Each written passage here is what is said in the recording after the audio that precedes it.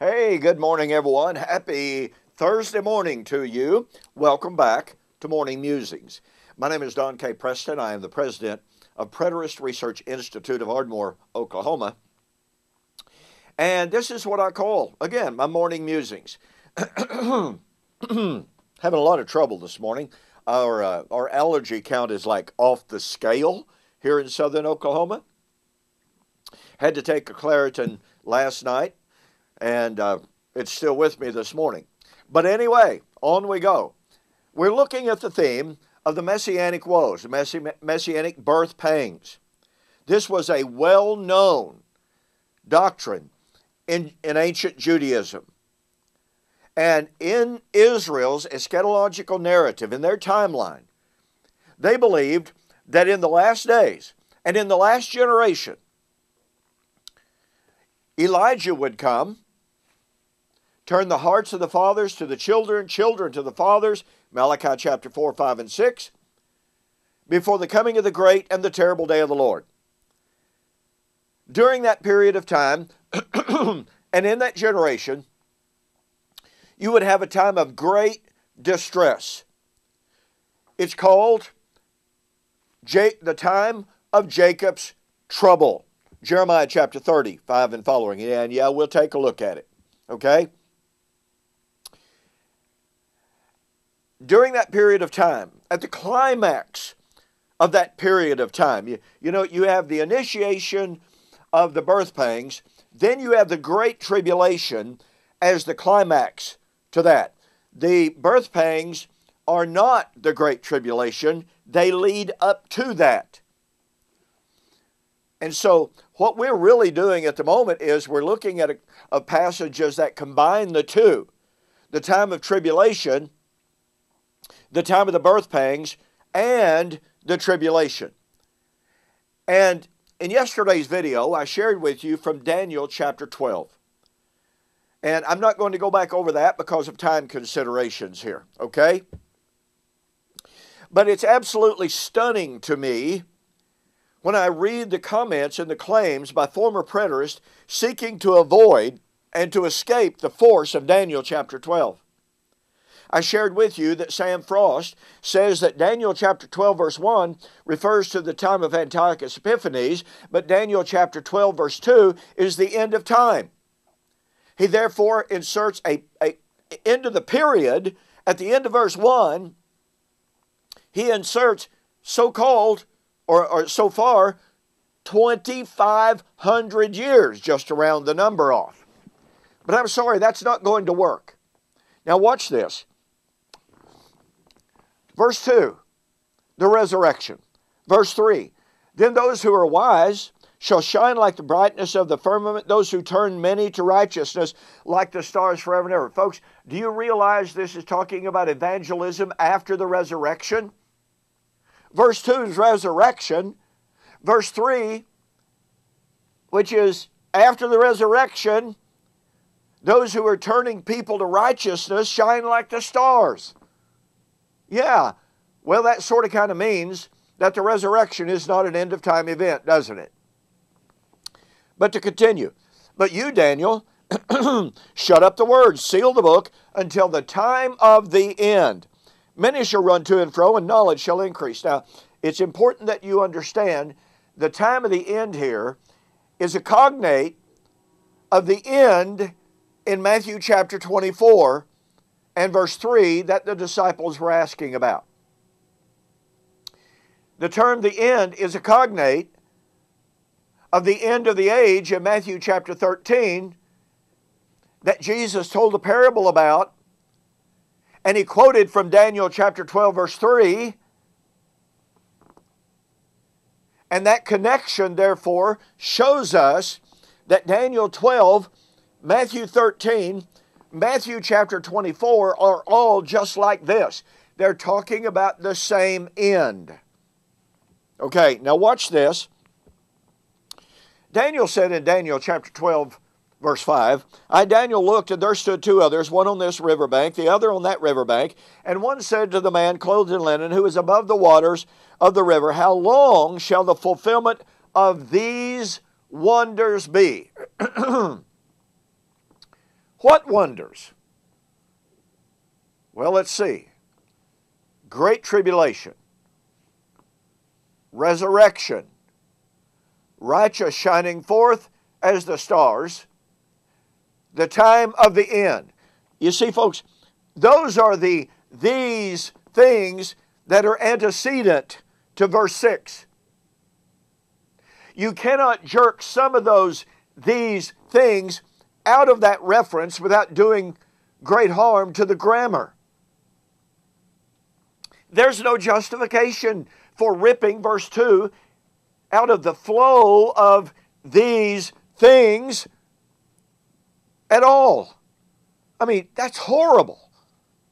Then I heard the man, clothed in linen, who was above the waters of the river, when he held up his right hand and his left hand to heaven, swore by him who lives forever, then it shall be for a time, times and a half time, and when the power of the holy people has been completely shattered. Now watch this. All these things shall be finished, shall be completed, shall be fulfilled. Okay, wait a minute. All these things. Well, once again, what were these things? Tribulation, resurrection, righteous shining in the kingdom, end of the age. When will these things be fulfilled? When the power of the holy people has been completely shattered. All, not some, not a few, not even the majority. All these things will be finished. Now, folks, just ask yourself the question. What kind of desperation, what kind of hermeneutical manipulation does it take to read verses 1 through 7 and to say, well, yes, some of it would be fulfilled, but not all of it. A little bit of it would be fulfilled, but not all of it. And of course, for our consideration this morning, since we are talking about the birth pangs of Messiah leading to the tribulation, leading to the resurrection, the judgment, the kingdom, the parousia, notice the absolute direct connection between tribulation, resurrection, the end, the time of the end. Folks, grammatically, there is no justification for ripping verse 2 away from verse 1, away from verse 3, or away from verse 4. Isn't the resurrection at the time of the end? Well, of course it is. 1 Corinthians 15, then comes the end. Speaking of the resurrection. Different end? Well, how many resurrections at the time of the end are there? One. So, pardon me. In Matthew chapter 24, when Jesus predicted the destruction of the temple, and the disciples asked about the end of the age, which is the time of the resurrection, and Jesus said there would be a time of trouble, the birth pangs of Messiah that would lead into the tribulation, that would lead directly to the resurrection. And then Daniel ties the great tribulation with the resurrection and the time of the end to the time when the power of the holy people was completely shattered. Folks, this is prima facie proof. Number one, the resurrection was not in the days of Antiochus Epiphanes, okay? Didn't happen. Number two, you cannot rip verse 2 out of the historical context of verse 1. You can't rip it away from the time of the end of verse 3 and 4. Pardon me. And you cannot say that, well, what Daniel really meant was, well,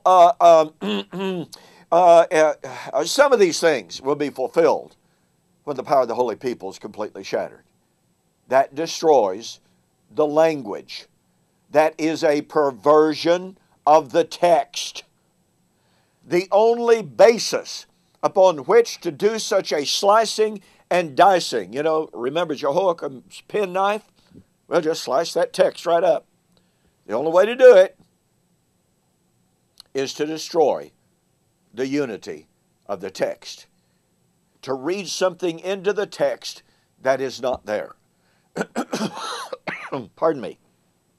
Now, since the temple represented Torah and Torah represented temple, and since Torah was the power of the holy people, when was the power of the holy people completely shattered? Well, Torah was not destroyed in the time of Antiochus Epiphanes. Torah didn't come to an end in the time of Antiochus Epiphanes. The law of Moses, would not pass away until every jot and every tittle of that law was fulfilled. Matthew 5, 17 and 18. And what did Jesus say about the coming destruction of Jerusalem? These be the days in which all things that are written must be fulfilled. How much of it, Jesus? Some of it. No, it's not what he said. Most of it? No, not what he said. All things written would be fulfilled. And that means Jesus' prediction of the messianic birth pangs that would happen in that generation. The birth pangs that Paul said they were already in the midst of in Romans 8:18 and following.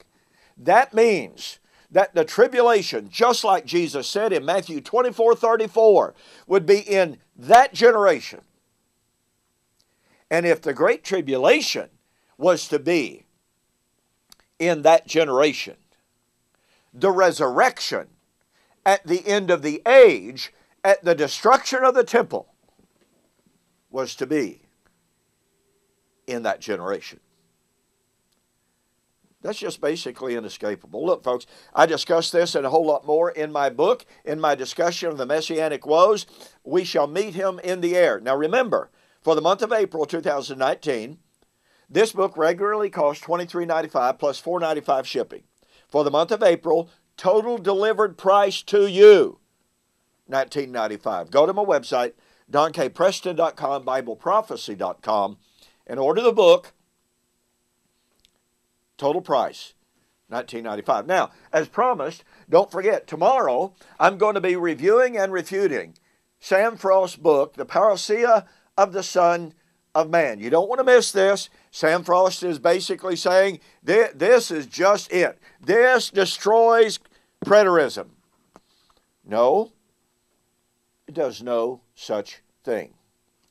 And I'm going to be demonstrating that very powerfully in our review of this book over the next few weeks. Okay? Don't want to miss tomorrow. I'll see you on the flip side.